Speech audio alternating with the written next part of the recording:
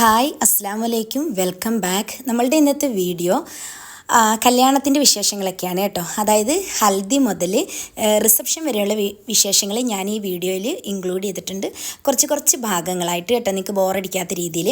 അപ്പോൾ വീഡിയോ അവസാനം വരെ സ്കിപ്പ് ചെയ്യാതെ കാണുക. ചാനൽ ഇഷ്ടപ്പെടുകയാണെങ്കിൽ സബ്സ്ക്രൈബ് ചെയ്ത് സപ്പോർട്ട് ചെയ്യുക.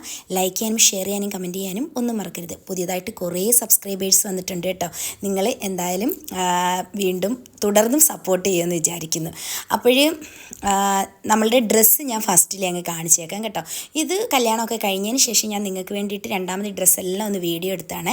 ഹൽദിയുടെ ഡ്രസ്സ് ഇതാണ്. കഴിഞ്ഞ വീഡിയോയിൽ ഞാൻ കാണിച്ചിട്ടുണ്ടായിരുന്നു. ഒരു ഗൗണാണ് കേട്ടോ. വളരെ സിമ്പിളായിട്ടുള്ള മസ്റ്റേർഡ് യെല്ലോ കളർ ഒരു ഗൗണാണ്. അതിനകത്ത് വൈറ്റ് കളറ് ബീഡ്സൊക്കെ വെച്ചിട്ടുള്ളതാണ് കേട്ടോ. ഷാളിനകത്ത് സ്കാലപ്പൊക്കെ ചെയ്തിട്ടുണ്ട്. അത് ബീഡ്സിൻ്റെ സ്കാലപ്പാണ് കേട്ടോ ചെയ്തേക്കുന്നത്. നല്ല പേളൊക്കെ വെച്ചിട്ടുള്ളത് നല്ല ഭംഗിയുള്ളൊരു ഡ്രസ്സായിരുന്നു. ഫോട്ടോസൊക്കെ ഞാനതാണ് ഫസ്റ്റിലേ കൊടുത്തത് കേട്ടോ, നിങ്ങൾക്ക് കാണുന്നതിന് വേണ്ടിയിട്ട്. പിന്നെ ഞാൻ ഈ ഡ്രസ്സിൻ്റെ കൂടെ ഇട്ടിരുന്നത് ഒരു ആൻറ്റിക്കിൻ്റെ ഒരു ചെറിയൊരു മാലയായിരുന്നു കേട്ടോ. വളരെ സിമ്പിളായിട്ടുള്ള എന്നാൽ നല്ല ഭംഗിയുള്ള ആൻറ്റിക്കും അതേപോലെ തന്നെ റൂബിയുടെ സ്റ്റോണൊക്കെ വെച്ചിട്ടുള്ള പേളൊക്കെ വെച്ചിട്ടുള്ള ഒരു മാലയായിരുന്നു. പിന്നെ ദാണ്ട് ഈ ഒരു 3 ലെയറിൻ്റെ ബ്രേസ്ലെറ്റ് ആയിരുന്നു കേട്ടോ. ഇത് പുതിയ ബ്രേസ്ലെറ്റാണ്. അപ്പോൾ അതായിരുന്നു ഞാൻ കയ്യിലിട്ടിരുന്നത്. പിന്നെ എപ്പോഴും ഞാൻ വാച്ച് കിട്ടുന്ന ഒരാളാണ് കേട്ടോ. വാച്ചില്ലാതൊരു പരിപാടിയില്ല. അപ്പോൾ അതും ഒരു കയ്യിലാണെങ്കിലൊരു വളയുമായിരുന്നു കേട്ടോ ഇട്ടിരുന്നത്. ഇത് മൈലാഞ്ചിയുടെ അന്ന് രാത്രിയിൽ ഇട്ടിരുന്ന ഡ്രസ്സായിരുന്നു. ഒരു ചില്ലി റെഡ് കളറ് ഫ്ലെയർഡ് ഒരു ചുരിദാറായിരുന്നു കേട്ടോ. ഇത് കലിസ്ത എന്ന് പറയുന്ന ബുട്ടിക്കിൽ നിന്ന് നമ്മളുടെ അമീനയുടെ കല്യാണത്തിൻ്റെ സമയത്ത് ഞാൻ ഡിസൈൻ ചെയ്തെടുത്തിരുന്ന സഹിലിൻ്റെ മൈലാഞ്ചിക്ക് ഞാൻ ഇത് തന്നെയായിരുന്നു ഇട്ടിരുന്നത്. വീഡിയോ കണ്ടവർക്കറിയാം. പിന്നെ ഒരു ഡയമണ്ടിൻ്റെ നെക്ലസ് ആയിരുന്നു. ഡയമണ്ടും റൂബിയും കൂടെ ചേർന്നിട്ടുള്ളൊരു നെക്ലസ്സാണ്. ഇത് കുറച്ച് വർഷം മുന്നേ ഞാൻ എടുത്തായിരുന്നു കേട്ടോ. ഇത് എനിക്കൊന്ന് സൗദിയിൽ മലബാർ ഗോൾഡിൽ നിന്നോ അതോ ആലുക്കാസിൽ നിന്ന് എനിക്ക് ഓർമ്മയില്ല, അവിടുന്ന് എവിടുന്നോ എടുത്തിരുന്നതായിരുന്നു കേട്ടോ. അപ്പോൾ അതായിരുന്നു മൈലാഞ്ചിക്ക് ഇട്ടിരുന്നത്. പിന്നെ നമ്മളുടെ കല്യാണത്തിൻ്റെ ഡ്രസ്സ് ഇതാണ്. ഒരു പോൺസ് വയലറ്റ് കളർ. പോൺസ് വയലറ്റ് എന്ന് വെച്ച് കഴിഞ്ഞാൽ അത്ര ലൈറ്റായിട്ടുള്ള കളറല്ല, നല്ല ഒരു എന്താ പറയുന്നത് എറിച്ച് നിൽക്കുന്ന കളറുണ്ടല്ലോ, ആ ഒരു കളറാണ്. അതിനകത്ത് ഒരു വൈറ്റ് കളറ്, വൈറ്റ് അല്ല ഒരു സിൽവർ കളറ് ത്രെഡ് വർക്കായിരുന്നു ഫുള്ള്. അതുകൊണ്ട് നല്ല ഭംഗിയായിരുന്നു കാണാൻ. പിന്നെ എന്താ പറയുന്നത് ഒരു ഷോർട്ട് അനാർക്കലി മോഡലായിരുന്നു. അത് കഴിഞ്ഞിട്ട് നല്ല ഫ്ലെയർ ആയിട്ടുള്ളൊരു പിന്നെ പാൻറ്റായിരുന്നു കേട്ടോ. സർക്കിൾ പലാസോ പാൻറ് ഉണ്ടല്ലോ അതായിരുന്നു. പിന്നെ സിമ്പിളായിട്ടുള്ള ഷാളായിരുന്നു. അതായിരുന്നു ഇതിൻ്റെ ഏറ്റവും വലിയ പ്രത്യേകത. പാൻറ്റിനും ടോപ്പിനും നല്ല വർക്കുണ്ടായിരുന്നു. ഷാൾ സിമ്പിളായിരുന്നു. പിന്നെ ഞാൻ ഇട്ടിരുന്നത് ഡയമണ്ടിൻ്റെ ഒരു നെക്ലസ് ആയിരുന്നു കേട്ടോ. ഇത് ഒരു എന്താ പറയുന്നത് വളരെ സ്പെഷ്യലായിട്ടുള്ള ഒരു ഡയമണ്ട് സ്റ്റോണിനകത്ത് ചെയ്തിട്ടുള്ളൊരു നെക്ലസ്. ഇത് നമ്മൾ ദുബൈയിൽ നിന്നായിരുന്നു എടുത്തിരുന്നത്. പിന്നെ ദാണ്ട ഈ ഒരു വളയായിരുന്നു ഞാൻ ഒരു കയ്യിലിട്ടിരുന്നത്, ഒരു കയ്യിൽ വാച്ച് ഇട്ടിരുന്നു. ഇത്രയേ ഉള്ളായിരുന്നു കേട്ടോ നമ്മുടെ ആ ഒരു ഒരുക്കം. പിന്നെ ഇത് റിസപ്ഷൻ്റെ ഡ്രസ്സാണ്. നല്ല ഫുൾ ബ്ലാക്ക്. ഞങ്ങളെല്ലാവരും ബ്ലാക്കായിരുന്നു ഇട്ടിരുന്നത്. അപ്പോഴേ ബ്ലാക്ക് വെൽവെറ്റിനകത്ത് ചെയ്തിട്ടുള്ള ഒരു ഡ്രസ്സാണ്. ഇതും കലിസ്താണ് കേട്ടോ. ആർക്കെങ്കിലും ഡ്രസ്സ് ഡിസൈൻ ചെയ്യണമെങ്കിൽ ഞാൻ അവരുടെ ഇൻസ്റ്റാ പേജ് ഡിസ്ക്രിപ്ഷനിൽ കൊടുക്കാം. നിങ്ങൾ കയറി ചെക്ക് ചെയ്ത് നോക്കിയാൽ മതി. അടിപൊളിയാണ് കേട്ടോ, അടിപൊളി. ഒരു ഡാമേജും ഉണ്ടാവാത്ത അടിപൊളി ഡ്രസ്സ് നമ്മുടെ മെഷർമെൻറ്റിനനുസരിച്ച് ചെയ്ത് തരും. ഇതിൻ്റെയൊക്കെ ഫോട്ടോ ഞാൻ മുന്നേ കൊടുത്തിട്ടുണ്ട്. പിന്നെ ഒരു ഷിമ്മറി ഒരു ലൈറ്റ് വെയ്റ്റ് മെറ്റീരിയലിനകത്താണ് ഷാൾ ചെയ്തേക്കുന്നത്. ഈ വർക്കൊക്കെ എന്ന് വെച്ച് കഴിഞ്ഞാൽ ഒട്ടിച്ചിട്ടൊന്നും ഉള്ളതല്ല കേട്ടോ. എല്ലാവരെയും നന്നായിട്ട് എന്താ പറയുന്നത് തുന്നി എടുത്തിട്ടുള്ള വർക്കുകളാണ്. അതുകൊണ്ട് ഒന്നും അതിനകത്തുനിന്ന് വിട്ടുപോകത്തില്ല എത്ര നാൾ കഴിഞ്ഞാലും. അങ്ങനെ എല്ലാവർക്കും ഇഷ്ടപ്പെട്ടായിരുന്നു കേട്ടോ ഈ ബ്ലാക്ക് ചുരിദാർ. നല്ല ഭംഗിയുണ്ടായിരുന്നു കാണാൻ. അപ്പം ഇതിൻ്റെ കൂട്ടത്തിലും ഞാൻ ആ ഒരു ഡയമണ്ടിൻ്റെ ആ ഒരു കല്യാണത്തിന് ഇട്ടിരുന്ന അതേ നെക്ലസ് തന്നെയായിരുന്നു ഇട്ടിരുന്നത്.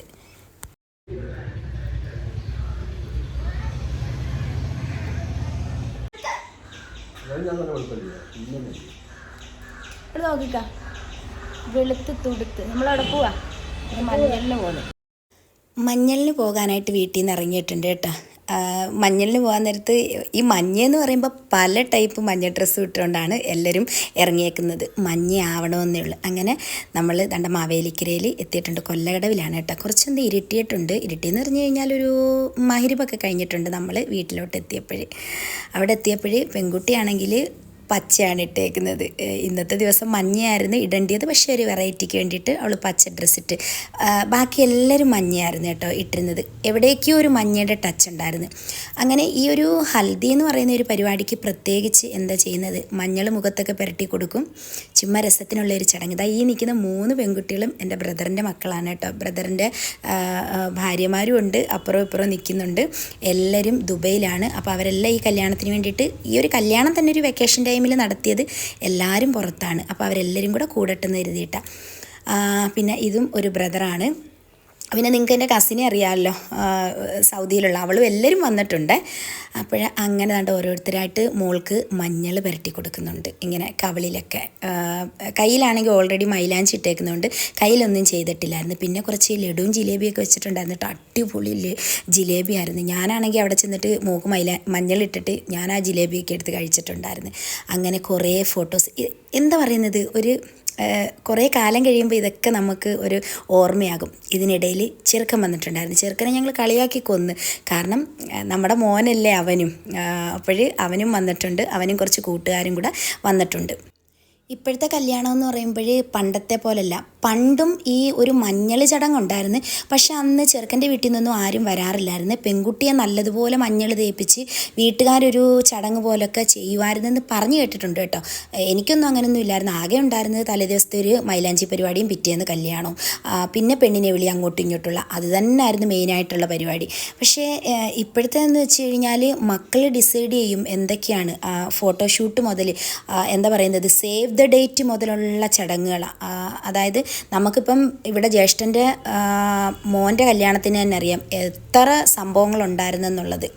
ഒന്നോർത്ത് കഴിഞ്ഞാൽ കുറേ എക്സ്പെൻസുമാണ്, കുറേ ആവശ്യമില്ലാത്ത ചടങ്ങുകൾ, കുറേ ധാരാളിത്തം എന്ന് വേണമെങ്കിൽ പറയാം. പക്ഷേ ഓരോരുത്തരുടെയും പിന്നെ ആഗ്രഹമാണ് അവരുടെ മക്കളെ, ചില വീടുകളിലൊക്കെ 1-2 മക്കളൊക്കെ ഉള്ളിടത്തായിരിക്കും ഒരു പക്ഷേ ഇങ്ങനെയൊക്കെ നടക്കുന്നത്. അവരുടെ മോളെ അല്ലെങ്കിൽ മോന് ഏറ്റവും പ്രഷ്യസ് ആയിട്ടുള്ളൊരു ഡേ ആണല്ലോ. അപ്പോൾ അത് അത്രത്തോളം നന്നായിട്ട് നടത്തണമെന്ന് എല്ലാ പേരൻസിനും ആഗ്രഹം കാണുമായിരിക്കും.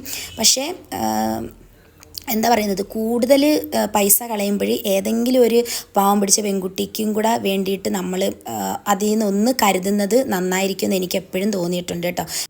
എനിക്ക് തോന്നുന്നു മിക്ക പേരൻസും ചെയ്യുന്നുണ്ടായിരിക്കും, അതൊന്നും അവർ പുറത്ത് പറയാത്തതായിരിക്കും. എനിവേ എന്തായാലും കുഴപ്പമില്ല.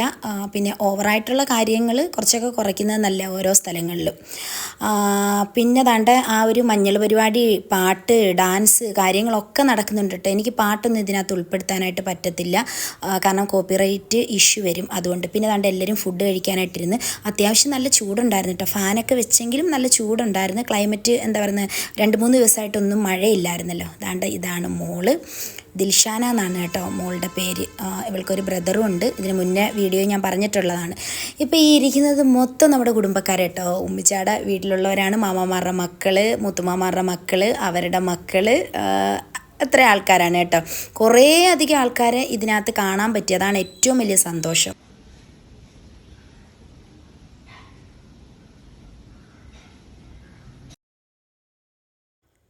പിറ്റേ ദിവസം രാവിലെ ഞാൻ മൈലാഞ്ചി ഇടുക കേട്ടോ. കൊള്ളത്തതേ ഇല്ലായിരുന്നു ആ ഒരു മൈലാഞ്ചിയുടെ കോണ്. അതിങ്ങനെ മെൽറ്റായിട്ട് ഒഴുകുന്നുണ്ടായിരുന്നു. എങ്ങനെയൊക്കെയോ ആ ഒരു മോള് വീടിനടുത്തുള്ളതാണ്. അപ്പോൾ അവൾ വന്നിട്ട് എനിക്ക് മൈലാഞ്ചി ഇട്ട് തന്നിട്ടുണ്ടായിരുന്നു. അപ്പോൾ അതൊക്കെ കഴിഞ്ഞതിന് ശേഷം വൈകുന്നേരത്ത് നമ്മൾ ഒരു 4 മണി കഴിഞ്ഞപ്പോഴത്തേക്ക് മൈലാഞ്ചി ഇടുന്ന ഹാളിലോട്ട് പോകുക കേട്ടോ. ഇത് വീടിൻ്റെ തൊട്ടടുത്തുള്ള ഹാളാണ്.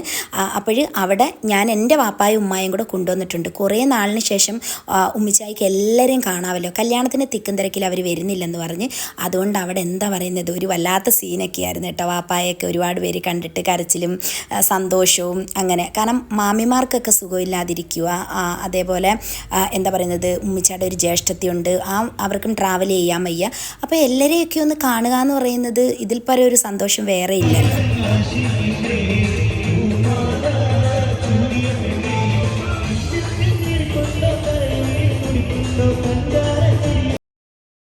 ഇതിപ്പോൾ കുടുംബക്കാർ തന്നെ ആയതുകൊണ്ട് ചെക്കൻ്റെ വീട്ടുകാരെന്നോ പെണ്ണിൻ്റെ വീട്ടുകാരെന്നോ ഒന്നുമില്ല കേട്ടോ.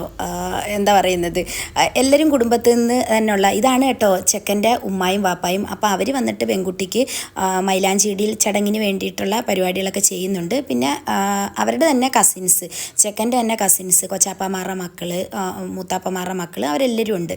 ഞാൻ പറഞ്ഞല്ലോ എല്ലാവരും ദുബൈയിലാണ്. അപ്പോൾ അവരെല്ലാം വന്നിട്ടുണ്ടായിരുന്നു. പിന്നെ ഗാനമേള, ഒപ്പന, ഇങ്ങനെയൊക്കെയുള്ള ചടങ്ങിനെ മൂടി പിടിപ്പിക്കുന്ന ഒരുപാട് കാര്യങ്ങളുണ്ടായിരുന്നു. അതിലുപരി എൻ്റെ ഒരു ഹാപ്പിനെസ് എന്ന് വെച്ച് കഴിഞ്ഞാൽ ഉമ്മായും വാപ്പായും കൊണ്ടുവന്ന് എല്ലാവരെയും കാണിച്ച് കുറേ സമയം അവർക്ക് സമാധാനത്തെ അവിടെ ഇരിക്കാനായിട്ട് പറ്റിയെന്നുള്ളതാണ്. കാരണം ഉമ്മായിക്കാണെങ്കിൽ ഇപ്പോൾ കുറേ ആയിട്ട് അങ്ങനെ ട്രാവലിംഗ് ഒന്നും പറ്റുന്നില്ല. വാപ്പായ്ക്ക് പിന്നെ ഓക്കെ, വാപ്പ യാത്ര ചെയ്യുന്നതിനൊന്നും കുഴപ്പമൊന്നുമില്ല. പക്ഷേ എല്ലാവരെയും കണ്ടപ്പം അതും ഒരു എന്താ പറയുന്നത് സന്തോഷമായിരുന്നു കേട്ടോ ശരിക്കും പറഞ്ഞാൽ. പിന്നെ ചെക്കൻ ദാണ്ട് എത്തിയിട്ടുണ്ട്. ചെക്കനെ എല്ലാവരും കൂടെ ദാണ്ട് മുകളിലോട്ട് കയറ്റി വിടാനായിട്ട് പോകണം. നിങ്ങൾ ചെറുക്കനെ കയറ്റുന്നേര് ആണോ? അല്ല ചെക്കനെ കയറ്റുന്നേര്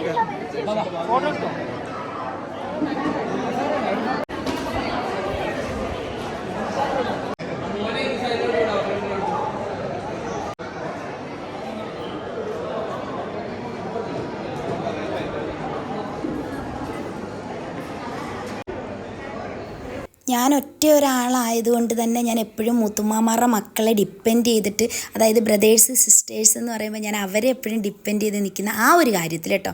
എൻ്റെ ജ്യേഷ്ഠത്തിമാരല്ലെങ്കിൽ എൻ്റെ ആങ്ങളമാരെന്ന് പറഞ്ഞാൽ ഞാൻ എപ്പോഴും ഡിപ്പെൻഡഡ് ആയിട്ട് നിൽക്കുന്ന ഒരു വ്യക്തിയാണ്. അപ്പോൾ ആ ഒരു കാര്യം നല്ലതുപോലെ ഇക്കായ്ക്കും അറിയാം. അതുകൊണ്ട് ഇക്ക ഇവരോടെല്ലാവരോടും ഒരിക്കൽ പോലും ഒരു ഡിസ്റ്റൻസ് കീപ്പ് ചെയ്യുന്ന വ്യക്തിയല്ല. അത് എനിക്ക് ഇതിനകത്ത് എടുത്തു പറയേണ്ട കാര്യമാണ്. എന്നെക്കാൾ സ്നേഹമാണ് കേട്ടോ അവർക്കെല്ലാവർക്കും ഇക്കായോട്. ഇക്ക അവരുടെ മുന്നിലൊരു ജാടയിടുകയോ അല്ലെങ്കിൽ എന്താ പറയുന്നത് നിൻ്റെ ആൾക്കാർ അല്ലെങ്കിൽ എൻ്റെ ആൾക്കാർ അങ്ങനത്തെ ഒരു വേർതിരിവ് ഞങ്ങൾക്ക് രണ്ടുപേർക്കില്ല. ഞങ്ങളുടെ ഇടയിൽ അങ്ങനെ ഒരിക്കൽ പോലും ഒരു സംസാരം ഉണ്ടായിട്ടില്ല. ഇക്കാടെ ആൾക്കാർ അല്ലെങ്കിൽ നിൻ്റെ ആൾക്കാർ. ഇന്ന് വരെയും എനിക്ക് തോന്നുന്നു ഒരിക്കൽ പോലും ഞങ്ങളുടെ ഇടയിൽ അങ്ങനെ ഒരു സംസാരം വന്നതായിട്ട് ഞങ്ങൾ ഓർക്കുന്ന പോലുമില്ല. എന്തെങ്കിലുമൊക്കെ പിന്നെ നെഗറ്റീവ്സ് ഉണ്ടെങ്കിൽ അത് ഞങ്ങൾ പറയും. പക്ഷെ അതിനിടയിൽ ആവശ്യമില്ലാത്തതൊന്നും ഞങ്ങൾ വലിച്ചഴിക്കാറില്ല. അതൊരു വലിയ അനുഗ്രഹമായിട്ട് എനിക്ക് എപ്പോഴും തോന്നുന്നുണ്ട്. കാരണം ഇക്ക എന്നേക്കാൾ കൂടുതൽ എല്ലാവരെയും ചേർത്ത് നിർത്തുന്നുണ്ട്, അവരോടൊപ്പം നിൽക്കുന്നുണ്ട്. അവർ തിരിച്ച് അതേപോലെ സ്നേഹമാണ് കേട്ടോ അവർക്കും. അപ്പോഴും നമുക്കൊരു അപരിചിതത്വം തോന്നത്തില്ല. അല്ലെങ്കിൽ ഇങ്ങനെയുള്ള ചടങ്ങ് ചെല്ലുമ്പം കെട്ടിയവൻ മാറി ഒരു ചെയറിലിരിക്കുമ്പോൾ നമുക്ക് ഒട്ടും അങ്ങോട്ട് ഫ്രീ ആവാൻ പറ്റത്തില്ല, നമുക്ക് മിങ്കിളാവാൻ പറ്റത്തില്ല. ഇതെന്ന് വെച്ച് കഴിഞ്ഞാൽ ഞങ്ങൾ എല്ലാവരും കൂടെ ഒരുമാതിരി അവിയൽ വരുമായിരുന്നു കേട്ടോ അവിടെ. എന്നാൽ ഡെയിലി കാണുന്ന ആൾക്കാരൊന്നും അല്ല കേട്ടോ. ഞങ്ങൾ ഇപ്പോൾ ഈ വർഷത്തിൽ ഒരു പ്രാവശ്യം കാണുന്ന ആൾക്കാരും ഉണ്ട്. നാത്തൂമാരെയൊക്കെ ഞാൻ ഈ വർഷത്തിൽ ഒരിക്കലാണ് കാണുന്നത്. പക്ഷേ നമ്മൾ വിളിക്കാറും പറയാറും ഒക്കെ ഉണ്ട് കേട്ടോ. രണ്ട് ആങ്ങളമാർ അവരുടെ ഭാര്യമാരും ഗൾഫിലാണ്, ജോലിയുണ്ട്, മക്കളെല്ലാം അവിടെ പഠിച്ചുകൊണ്ടിരിക്കുക. അങ്ങനെയൊക്കെയാണ് കാര്യങ്ങൾ.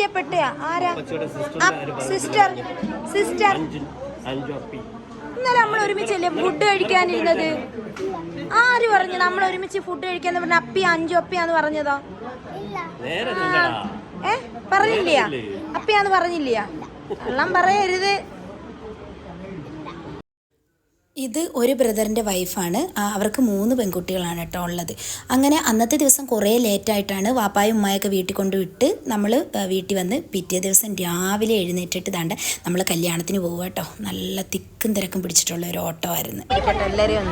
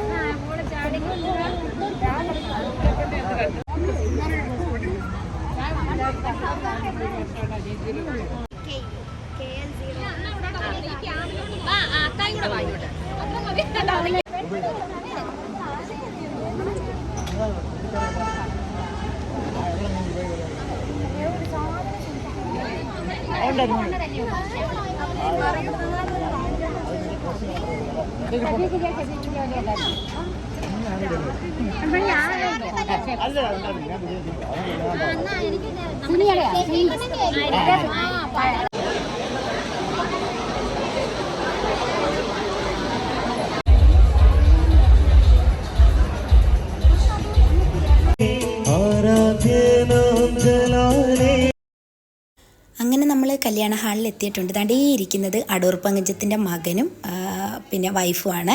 അജയേട്ടനും ഫാമിലിയും കുറേ വർഷങ്ങൾക്ക് ശേഷമാണ് കാണുന്നത്. ഇവർ നമ്മുടെ ഫാമിലി ഫ്രണ്ടാണ്, വർഷങ്ങളായിട്ട് നമ്മളുമായിട്ട് പരിചയമുള്ള ആൾക്കാരാണ്. അങ്ങനെ ഹാളിലെത്തിയപ്പോഴത്തേക്ക് ഹാളെല്ലാം ഫില്ലായിട്ടുണ്ട്. ഞാൻ പറഞ്ഞില്ല, അത്യാവശ്യം നല്ല വലിപ്പമുള്ളൊരു ഹാളായിരുന്നു. ഗ്രേസ് ഓഡിറ്റോറിയം അങ്ങനെയാണെന്ന് തോന്നുന്നു ഇതിൻ്റെ പേര്. എന്തായാലും നമ്മുടെ ചെക്കനെയാണ് ആദ്യം ആനയിച്ച് സ്റ്റേജിലോട്ട് കൊണ്ടുവരുന്നത് ചെക്കൻ്റെ ആൾക്കാർ. അപ്പോഴറിയാമല്ലോ ഈ ഒരു ടൈമിലൊക്കെ എന്ന് വെച്ച് കഴിഞ്ഞാൽ ഭയങ്കര രസമാണ് കാണാൻ. എനിക്കാണെങ്കിൽ മ്യൂസിക് പ്ലേ ചെയ്യാൻ പറ്റത്തില്ല. മ്യൂസിക് പ്ലേ ചെയ്തിട്ട് ഈ ഒരു വിഷ്വൽ കണ്ടാലേ നിങ്ങൾക്ക് അതിൻ്റെ ഒരു ബ്യൂട്ടി എത്രത്തോളം ഉണ്ടെന്ന് മനസ്സിലാക്കാൻ പറ്റത്തുള്ളൂ. നമുക്ക് കോപ്പിറൈറ്റ് ഇഷ്യൂ വരും. അത് കാരണമാണ് മ്യൂസിക് ഒന്നും പ്ലേ ചെയ്യാത്തത്. ചെക്കനെ കൊണ്ടുപോയി ഇരുത്തി കഴിഞ്ഞപ്പോഴത്തേക്ക് പെൺകുട്ടിയെ ഒരു മഞ്ചലൊക്കെ പിടിച്ചിട്ടല്ലേ കൊണ്ടുവരുന്നത്. ആ മഞ്ചലിൻ്റെ ഒരു കാൽ എൻ്റെ കയ്യിലായിരുന്നു കേട്ടോ. അതും എനിക്കൊരു സന്തോഷമായിരുന്നു. അങ്ങനെയൊക്കെ നിൽക്കാൻ പറ്റുക. കുറേ ആൾക്കാരെ കാണാൻ പറ്റിയ, കുറേ വർഷങ്ങൾക്ക് ശേഷം കുറേ പരിചയക്കാരെ കണ്ടെന്നുള്ളതാണ്. അവർക്ക് ചില ആൾക്കാർക്കൊക്കെ എന്നെ മനസ്സിലായിട്ടില്ല, എന്നെ അവിടെയൊക്കെ പരതുന്ന ആൾക്കാരും ഉണ്ടായിരുന്നു കേട്ടോ. അങ്ങനെ ദാണ്ട മോളെ നമ്മൾ സ്റ്റേജിലോട്ട് കൊണ്ടുപോവുക.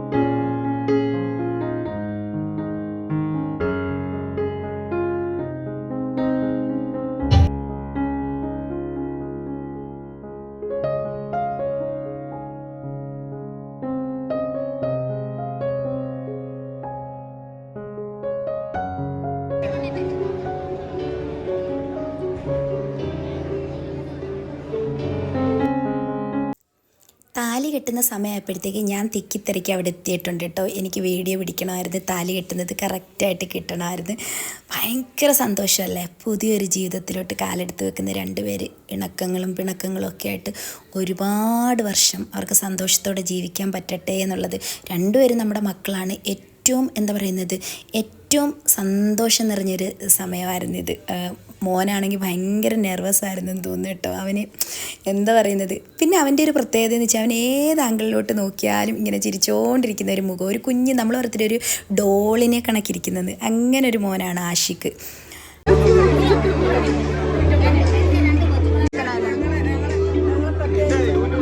പ്രത്യേകിച്ച് ഞാൻ എന്ത് പറയണ്ടേ? എങ്ങനെയുണ്ട് വീഡിയോസ് ഒക്കെ? അടിപൊളിയല്ലേ? Sound super. മലപ്പുറം എന്നോട് സംസാരിച്ചുകൊണ്ട് ഇന്നത് എൻ്റെ മാമാമാരുടെ മക്കളാണ് കേട്ടോ. മാമായുടെ മോനും ഭാര്യയും കുട്ടികളും എല്ലാവരുമാണ്.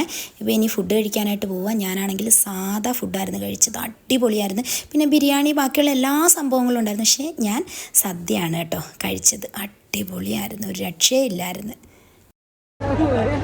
ഞാൻ അങ്ങോട്ട് വരുന്ന കണ്ടിട്ടുണ്ടോ? ആ വഴിക്കോട്ട് ഞാൻ വരുന്ന ബിരിയാണിയും വെറും ചോറും എല്ലാം കൂടെ കഴിക്കുന്ന ഈ മഹാനെ എന്തായാലും ഞാൻ നാറ്റിച്ചില്ലെങ്കിലുണ്ടല്ലോ, ഞാൻ നാറ്റിച്ചില്ലെങ്കിൽ ഇവനെ ഏത് കല്യാണ വീട്ടിൽ കണ്ടാലും നിങ്ങളെല്ലാം നോട്ട് ചെയ്തോണം. നിങ്ങളിപ്പോൾ കണ്ടത് തനു ഉണ്ടല്ലോ, നമുക്ക് സൗദിയിൽ വില്ലയൊക്കെയുള്ള എൻ്റെ ഒരു കസിൻ, അവളുടെ ബ്രദറാണ്. അപ്പോഴേ ഇവനും ഞാനും ഒറ്റ ദിവസത്തിൻ്റെ വ്യത്യാസത്തിലാണ് ഈ ഭൂമിയിലോട്ട് വന്നത്. ഞങ്ങൾക്ക് രണ്ടുപേർക്കും സെയിം ഏജാണ്. എൻ്റെ ഉമ്മായും മൂത്തുമാടെ മകളും ഒരേപോലെ പ്രഗ്നൻ്റായി ഒറ്റ ദിവസത്തിൻ്റെ വ്യത്യാസത്തിലാണ് അവർ പ്രസവിക്കുന്നത്.